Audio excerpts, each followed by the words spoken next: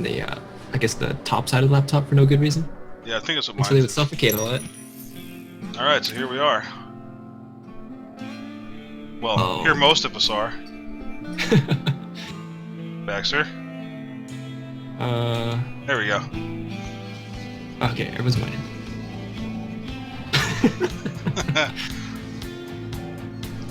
Oh, it's refreshing from the good old, you know, good luck, have fun, or good luck, good luck. Well, that means cheese, so. You know, they actually. I remember reading a few years ago. There was an article that came out about mobile apps for like how mobile gaming is going to be the next big thing. This is like 5 or 6 years ago, and they were showing somebody that set up a program so they could VPN into their computer from their cell phone, and they were playing World of Warcraft like on an iPad, I don't know, like an iPhone. I was like, that's an interesting way to do it. Pacheco trying to make a name for himself. He's like, I say funny. Right. So I was totally talking over you. You know, I was gonna point out that Pacheco, when he does his split, he starts with an SCV first, and then he does his split, and with Baxter actually just splits first, then makes his probe. And so if you look at the worker production, Pacheco's gonna be actually a little bit ahead until the Chronobus kicks in. Yeah, that's something that it took me a long time to get used to because I always split first. But I was lucky that I had a Korean Terran player who used to come into the stream pretty frequently. He would just yell at me every time I did it. He'd be like, "Dude, start over." He'd be like, I'd be playing custom games. He'd be like, "Do it again. SCV first, then split." All the time. And I think part of that was because Baxter lagged his way into the game. So, I mean, yeah, the Chrono Boost will catch him back up, but it's a little unfortunate that his computer kind of gave him a little problems at the start. So it's like Baxter's going to get first scout off. But he's not going to see anything because Pacheco's going to drop that second supply depot. So what has he actually seen? Just pretty standard. Yeah, He just saw the barracks. Depots and barracks. Yep. And that's one of the nice things about playing Terran that is maligned pretty frequently, but like I've said before, that depot wall. I mean, you're looking at a 400 hit point depot. It's not like it's not like it's two bunkers on the opposite sides of barracks are going to shoot back at you. It's like once you hit like the 5 or 6 minute mark, they're almost inconsequential, especially for Protoss. If they start hitting them with stalkers, I mean, what are you really going to do? You're going to try to repair them. They're going to shoot your repair SCVs.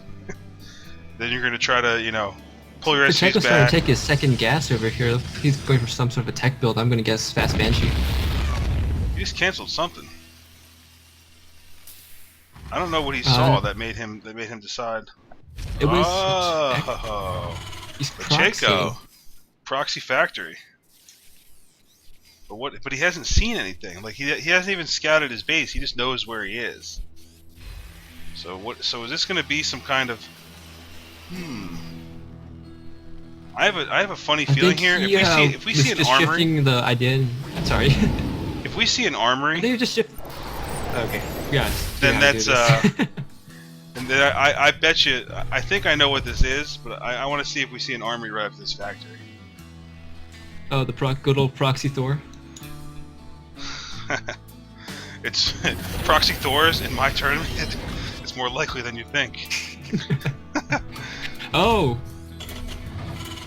Oh wow, you are on the money. This is a VVV rough build. That's what this is.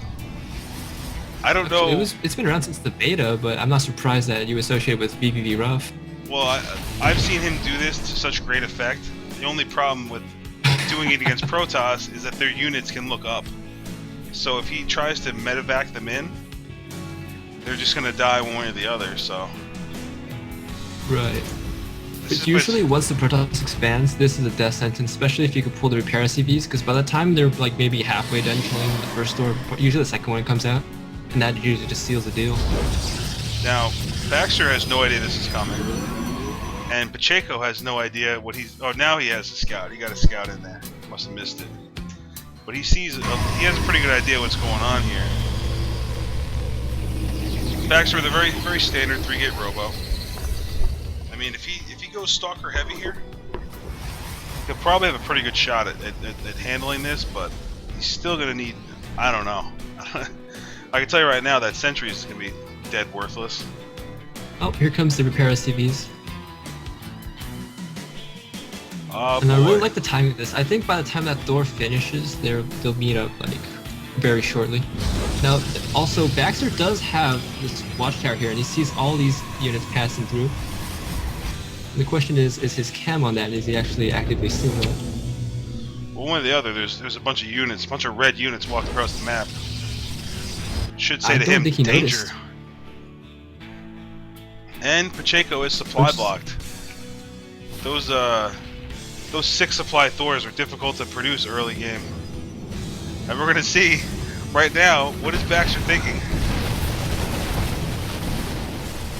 Well, he's killing Marines right now, which is smart. Throws up a little Guardian Shield to try to slow this thing down, but what do you do from here? At this point, there's nothing you can do. Unless you actually scout the factory and the armory going down and stop it there. Well, he does have an Immortal on the can't field. pull this off. This may hard counter this, actually. But the second door is about to come out, and that usually is too much for one single Immortal to handle. But the Immortal has taken 0 damage. Oh yeah, one-on-one Immortals actually beat doors. You should have a pretty good idea where these are coming from now, so. And here we go. Got 2 racks coming down for Pacheco. How are we looking on workers right now? Third door about to come out. Oh. He only has 4 probes left.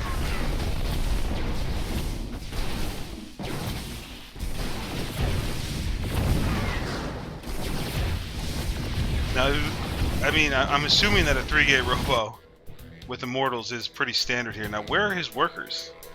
He has 2 there. Where are his other 2? Are they on the, You better pull them back off the barracks. No, I'm talking about, Baxter. He's only got... Oh. He only has 4 workers right now. 4 workers. Right. There's 2 in gas. Yeah, there's, Oh, there's 1 in the gas. And there's 1 on the, 3 in the, Zelnaga. Looks like Baxter's right. sensing a little blood in the water here. He's like, you know what? Let's do this. I mean, 1 Immortal will do work against a bunker, but he's gonna have to do this quick if he's gonna get anything accomplished. Yeah, actually, Pacheco took out 33 harvesters in that exchange. Yeah, that was a massive loss of workers. I mean, only lost 12 of his own. Yeah, I mean, he's already pretty well saturated at his main. He's going for an expansion. Right, at this point, Baxter can just double produce workers. He's chrono boosting them out. I mean, he's not in a bad way right now. And he has, I mean, when it comes to army supply, it's just about even. And he has an Immortal on the field, which will counter any kind of mech play that Pacheco wants to put out. At this point, like on one base, I think Pacheco's going to have a bigger army real fast, and that Baxter has to be careful not to overproduce probes and actually reinforce his existing army. Yeah. It's kind of tough to reinforce when you don't have any money, though. That's kind of the problem. I'm just kind of looking at Pacheco's scouting SCV coming around trying to see what's going on. Now, typically, when I play a Protoss that I feel thinks he's behind, I'm always looking for a dark spire, dark shrine. Yeah. It's not an uncommon thing for a Protoss who feels he's behind to go with DTs. Right, exactly. A lot of times when you're behind, there's a chance you can harass your way back into the game. I mean, look at the supply right now. We're looking at 18 to 21 army and 23 to 26 worker. I mean, Baxter, he weathered the storm. I mean, it looked really bad, but we're back to an even game again. The only difference being that Pacheco has taken a lot of information home with him with his SCV. He knows there's not a unit to be found in his base, and now he's going into the smoke. We'll see if that comes into play later on. And Baxter's going back to gas. Looks like Baxter's been forced to try to devote some time to econ, whereas Pacheco has been able to tech a bit, and he's getting medevacs out.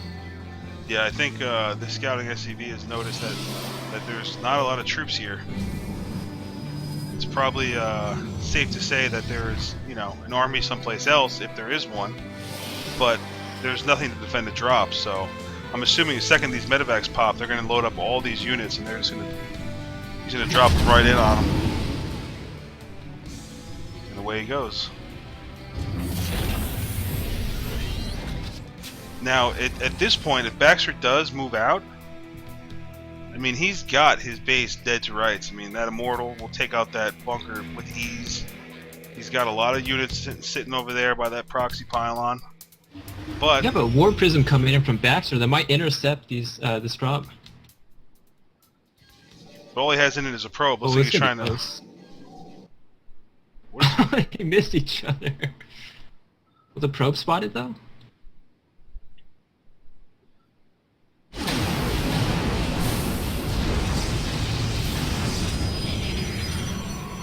Looks like he may just have this at exactly the wrong time. And there's this... Have the drop been loading? 1 pylon down, 2 pylons down. And everything goes 3 offline. Pylons down. Almost all production unpowered for Baxter now. Yeah, he is right now working on 0. But meanwhile, at Pacheco's base, we have Baxter pushing the front up a bunker. and there's the GG.